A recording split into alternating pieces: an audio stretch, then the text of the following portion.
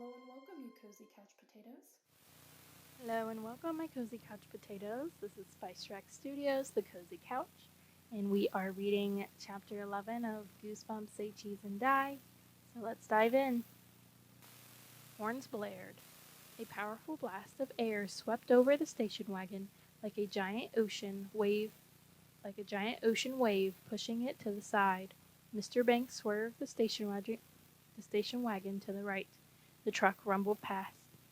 Sorry, Greg's dad said. Eyes straight ahead, slowing the car to 60, 55, 50.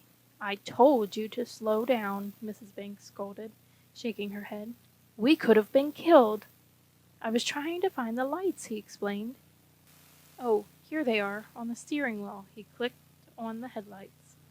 You boys okay? Mrs. Banks asked, turning to check them out. Yeah, fine, Terry said, sounding a little shaken. The truck would have hit his side of the car. I'm okay, Greg said. Can we go back now? Don't you want to keep going? Mr. Banks asked, unable to hide his disappointment. Oh, I don't know, you just terrified your children and you think they want to keep going? I thought we'd keep going to Santa Clara. Stop and get some ice cream or something. Greg's right, Mrs. Banks said softly to her husband. Enough for tonight, dear. Let's turn around. The truck didn't come that close, Mr. Banks argued, but he obediently turned off the highway and they headed for home. Later, safe and sound up in his room, Greg took the photograph out of his dresser and examined it. There was the new station wagon. The driver's side caved in, the windshield shattered. Weird, he said aloud, and placed the photo in the secret compartment in his headboard, where he had stashed the camera. Definitely weird. He pulled the camera out of its hiding place and turned it around in his hands. I'll try it one more time, he decided. He walked to his dresser and aimed at the mirror above it. I'll take a picture of myself in the mirror, he thought. That's gonna go well. He raised the camera, then changed his mind. That won't work, he realized. The flash will reflect back and spoil the photo. Gripping the camera in one hand, he made his way across the hall to Terry's room. His brother was at his desk, typing away on his computer keyboard, his face bathed in the blue light of the monitor screen. Terry, can I take your picture? Greg asked meekly, holding up the camera. Terry typed some more, then looked up from the screen. Hey, where'd you get the camera? Sherry loaned it to me, Greg told him, thinking quickly. Greg didn't like to lie, but he didn't feel like explaining to Terry how he and his friends had sneaked into the Kaufman house and how he had made off with the camera.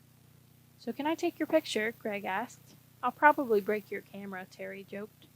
I think it's already broken, Greg told him. That's why I want to test it on you. Go ahead, Terry said. He stuck out his tongue and crossed his eyes. Greg snapped the shutter. An undeveloped photo slid out of the slot in front.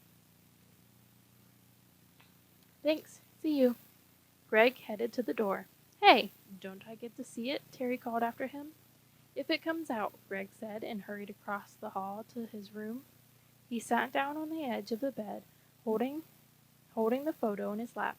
He stared at it intently, as it... Ooh, this chapter's a little longer. As it developed, the yellows filled in first, then the reds appeared, followed by shades of blue. Whoa, Greg muttered as his brother's face came into view. There's something definitely wrong here. In the photo, Terry's eyes weren't crossed, and his tongue wasn't sticking out. His expression was grim, frightened. He looked very upset. As the background came into focus, Greg had another surprise. Terry wasn't in his room. He was outdoors. There were trees in the background, and a house.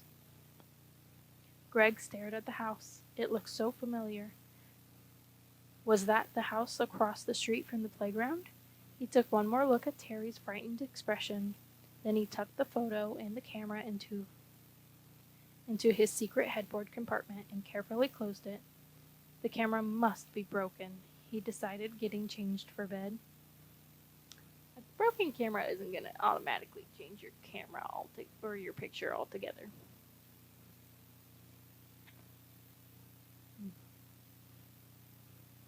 It was the best explanation he could come up with. That's fair. Lying in bed, staring up at the shifting shadows on the ceiling, he decided not to think about it anymore. A broken camera wasn't worth worrying about.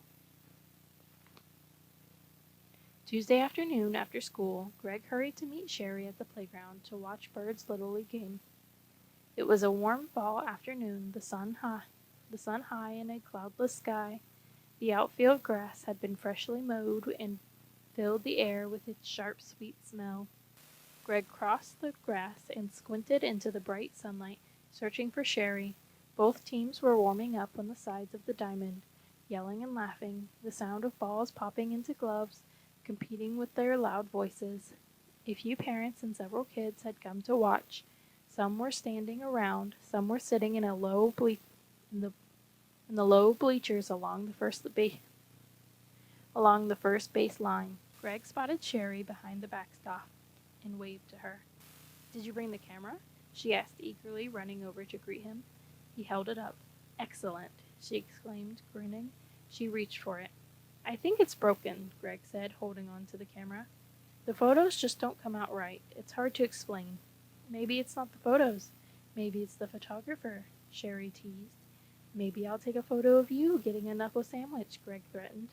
He raised the camera to his eye and pointed it at her. "Snap that and I'll take a picture of you eating."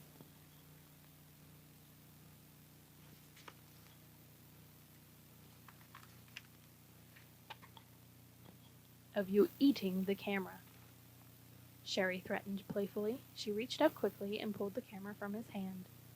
"What do you want it for anyway?" Greg asked, making a half-hearted attempt to grab it back. Sherry held it up from his outstretched hand. "I want to take Bird's picture when he comes up to bat. He looks just like an ostrich at the plate." "I heard that." Bird appeared beside them, pretending to be insulted. He looked ridiculous in his starched white uniform. The shirt was too big and the pants were too short. The cap was the only thing that fit. It was blue with a silver dolphin over the bill and the words "Pitt's Landing Dolphins." What kind of name is Dolphins for a baseball team?" Greg asked, grabbing the bill and turning the cap backward on Bird's head. "All the other caps were taken," Bird answered. "We had a choice between the Zephyrs and the Dolphins. None of us knew what Zephyrs were, so we picked Dolphins." Sherry eyed him up and down. "Maybe you guys should play in your street clothes." "Thanks for the encouragement," Bird replied. He spotted the camera and took it from her. "Hey, you brought the camera. Does it have film?" "Yeah, I think so," Greg told him. "Let me see." He reached for the camera, but Bird swung it out of his grasp. "Hey, are you going to share this thing, Greg?" he asked. "Huh? What do you mean?" Greg reached again for the camera, and again Bird swung it away from him. "I mean, we all risked our lives down in that basement getting it, right?" Bird said. "We should all share it." "Well," Greg hadn't thought about it. "I guess you're right, Bird, but I'm the one who found it, so—" Sherry grabbed the camera out of Bird's hand. "I told Greg to bring it so we can take your picture when you're up." "As an example of good form?" Bird asked. "As a bad example," Sherry said. "You guys are just jealous," Bird replied, frowning, "because I'm a natural athlete and you can't cross the street without falling on your face." He turned the cap back around to face the front. "Hey, Bird, get back here," one of the coaches called from the playing field. "I've got to go," Bird said, giving them a quick wave and starting to trot back to his teammates. No, wait, let me take a fast picture now," Greg said. Bird stopped, turned around, and struck a pose. "No, I'll take it," Sherry insisted. She started to raise the camera to her eye, pointing it toward Bird, and as she raised it, Greg grabbed it for her. "Let me take it." And the camera went off, clicked, and then flashed. An undeveloped photo slid out. "Hey, why'd you do that?" Sherry asked angrily. "Sorry," Greg said. "I didn't mean to." She pulled the photo out and held it in her hand. Greg and Bird came close to watch it develop. "What the heck is that?" Bird cried, staring hard at the small square as the colors brightened and took shape. "Oh, wow!" Greg cried. The photo showed Bird, sprawled unconscious on his back on the ground, his mouth twisted open, his neck bent at a frightening angle, his eyes shut tight. All right, my cozy couch potatoes, that is it for chapter 11. Hopefully, Bird is okay after, if that happens to him. That one was a bit of a longer chapter, so I hope you enjoyed it, and I'll see you tomorrow for chapter 12. Bye.